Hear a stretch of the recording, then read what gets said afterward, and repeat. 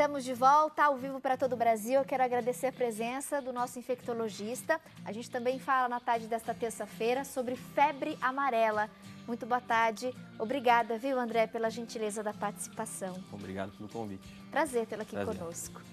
André, eu acho muito oportuna a entrevista. A gente tem percebido, né, uma movimentação da mídia, dos veículos de comunicação de maneira geral, falando sobre a febre amarela, desmistificando algumas coisas, né, os causadores da febre amarela. A gente viu, infelizmente, a morte de muitos macacos, né, pessoas que não conhecem, não sabem, não têm as informações e acabam aí, né, matando esses bichinhos. Então, a gente está aqui hoje para fazer alertas importantes. Eu quero muito que você em casa participe dessa entrevista, viu? Que a gente possa aproveitar esse finalzinho de programa para entender mais sobre a febre amarela. Para a gente começar, doutora, a gente tem aqui algumas afirmações e eu queria levantar, né? Se são afirmações verdadeiras ou se são falsas, se são mitos. Certo. Por exemplo, a primeira afirmação da nossa tarde, né? Todos os casos notificados nos últimos meses são de febre amarela silvestre? É verdade, né? Então, essa é uma afirmação verdadeira. Assim, felizmente, a gente ainda não tem casos de febre amarela urbana nesse momento no Brasil. Desde a década de 40, na verdade, a gente não tem casos de febre amarela urbana. Então, essa é uma afirmação verdadeira. A gente ainda está numa fase que a doença está confinada aos ambientes silvestres. Em áreas com mata, né? Exatamente, áreas de mata, verdes. justamente pelo fato do vetor ser diferente, né? Perfeito. Mais uma afirmação, então, somente o mosquito transmite a febre amarela. É muito importante essa questão, é verdade, né?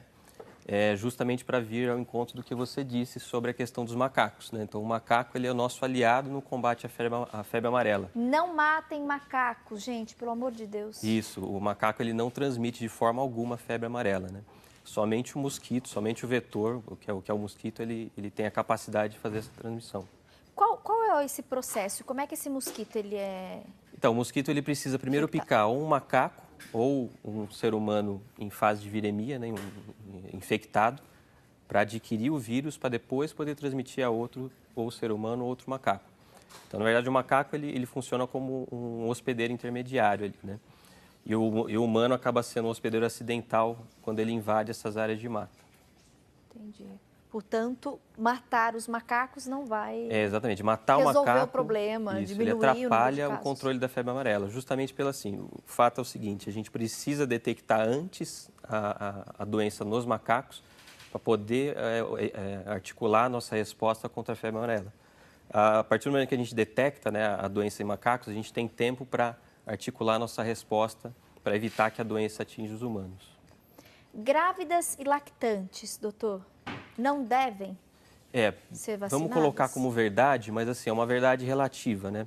O fato, a imunização em grávidas e lactantes é uma questão relativa, né? Vai depender muito do cenário epidemiológico que a gente está vivendo. Por exemplo? Então, em situações de surto, como a que a gente vive, principalmente em algumas regiões do estado de São Paulo, é bom vacinar as gestantes. Mesmo grávidas Mesmo lactantes. correndo risco, exatamente. A gente sabe que é um risco um pouco maior de ter reações adversas à vacina, mas em situações de surto, o benefício da prevenção que a vacina vai trazer é maior do que o risco de evento adverso que está incumbido na vacina. Mas aí só nessas regiões onde se tem um maior número de casos. Exatamente. Isso é uma questão para ser discutida caso a caso, né? Então, a gestante ou a lactante tem que entrar em contato com o seu médico para saber, a depender daquela região onde eles estão, se deve ou não tomar vacina.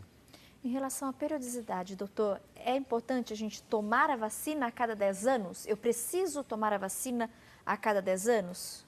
Hoje em dia, isso é um mito, né? Até algum tempo atrás, o Ministério da Saúde preconizava esse reforço a cada 10 anos e depois um reforço na vida, né? 2 doses na vida. Mas, assim, em consonância com a orientação da OMS, né? Da Organização Mundial de Saúde, isso passou a ser mito. Então, o que está recomendado hoje em dia é uma dose única na vida. Então, tem mudanças em relação a essa orientação? Exatamente. A orientação que está vigente no momento, né?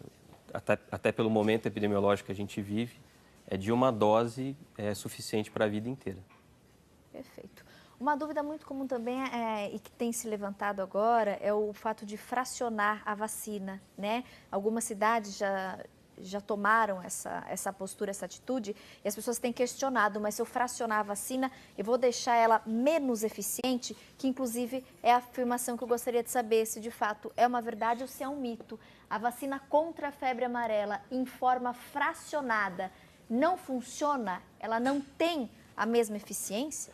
Esse é um mito também, isso é muito bom, muito importante deixar claro que é um mito essa afirmação, porque ela funciona tão bem quanto a dose plena, né? Portanto, a vacina fracionada, ela é eficiente? Ela é eficiente, ela é igualmente eficaz a vacina em dose plena. O que se questiona é o tempo que dura essa proteção. Então, a gente não tem estudos muito com tempo de duração muito avançado para saber exatamente qual que é o tempo de duração dessa proteção. Agora, o fato é que, assim, nesse período curto, né, na vigência de surto, ela funciona tão bem quanto a vacina com dose plena. E é importante, né, que o Ministério tenha adotado essa estratégia justamente para, nesse momento, ampliar o número de pessoas vacinadas, né, uma situação que a doença está se aproximando de áreas muito populosas, né, próximo da cidade de São Paulo, por exemplo. Então, a gente precisa vacinar o maior número de pessoas e de forma rápida. Então, essa é uma estratégia que o Ministério da Saúde, felizmente, adotou nesse momento. E só para complementar, assim, essa estratégia foi adotada, né, em surtos na África, com uma eficácia muito boa, foi capaz de controlar essas epidemias de febre amarela. O que a gente pode falar para aquelas pessoas? Eu sei porque eu percebi isso na cidade onde eu moro, muitas telespectadoras já se manifestaram. Qual o procedimento da pessoa que vai procurar o posto de saúde, hospital, para tomar vacina, mas não consegue? Né? Deixa o nome em lista de espera e não consegue tomar vacina. O que essa pessoa pode fazer? Vai no município vizinho, não? Porque tem algumas cidades também que não estão vacinando, né? Pessoas de outras cidades. Tem que levar um comprovante de endereço. E a gente fica naquela situação, mas eu tentei tomar a vacina, mas eu não consegui, porque no posto do meu bairro não tinha, na minha cidade não tinha. Como a gente deve proceder? Assim, nesse caso, é a única arbovirose que tem a possibilidade de proteção por vacina. Isso é um lado bom da doença, né? Infelizmente, a gente está no momento que não tem dose para todo mundo. Então, a doença chegou em áreas populosas, a gente precisa vacinar um grande número de pessoas de forma rápida, mas não tem vacina para todo mundo. Então, assim, enquanto a pessoa não conseguir se vacinar, ela tem que adotar outras medidas para evitar que seja picada por mosquito. Então, vai ser essencialmente, assim, o uso de repelente, se for entrar em contato, se for adentrar áreas de mata, áreas fora do ambiente urbano. Usa repelente, vai ajudar. Uso de repelente, exatamente. Isso talvez seja a única medida que tenha comprovação científica que a gente consegue evitar a picada do mosquito. Fora barreiras físicas, né? Roupa de manga comprida, dormir com tela, enfim. Situações que vão impedir o mosquito de se aproximar da gente.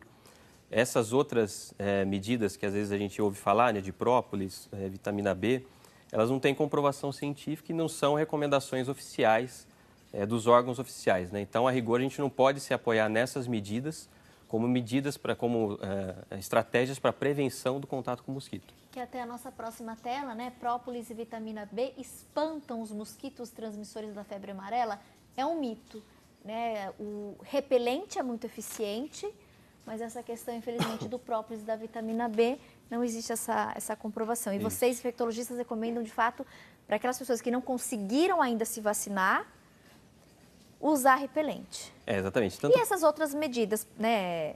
As telinhas nas janelas, nas portas. Tanto para as pessoas que não conseguiram ainda se vacinar, como aquelas que têm contraindicação. Então, tem algumas populações que não devem receber a vacina de fato, basicamente pessoas com alguma alteração grave do sistema imunológico ou em uso de medicações que afetem o sistema imunológico.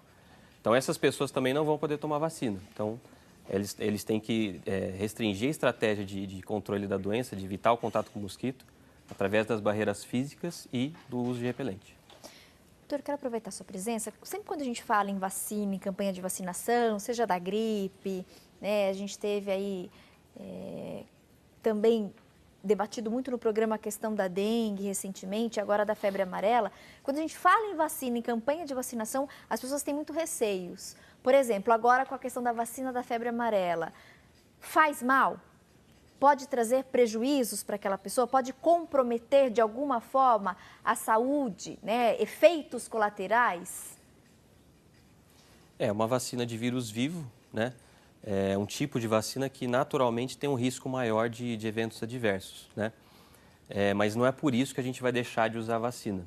Então, justamente a gente orienta com cuidado aquelas populações que a gente deve ter cuidado ao indicar a vacina, que é basicamente, né, crianças com menos de 9 meses, idosos com mais de 60 anos e aquelas pessoas com alguma alteração grave do sistema imune ou em uso de medicações que afetem o sistema imunológico. Então, essas pessoas têm um risco maior de evento adverso à vacina e deve ser uma decisão individualizada de tomar ou não a vacina. Isso deve ser conversado com o médico que acompanha aquela pessoa. Mas, assim, para a população geral, entre 9 meses e 59 anos, é uma vacina que deve ser aplicada, sobretudo nessas situações de surto, que é o que a gente está vivendo atualmente no Brasil. Mas ela pode apresentar, então, aí alguns sintomas, alguns efeitos colaterais por causa da vacina. Isso. Assim, os efeitos colaterais mais frequentes, eles são muito pouco importantes, porque não vão trazer nenhuma complicação a mais, que é basicamente reações locais, pode até ter um quadro limitado de febre, poucos dias de febre. Vermelhidão, talvez ali na... Talvez uma vermelhidão bem localizada ou um quadro febril de duração curta, mas, por outro lado, pode ter reações graves. As que a gente tem mais medo são as reações envolvendo o sistema neurológico, né?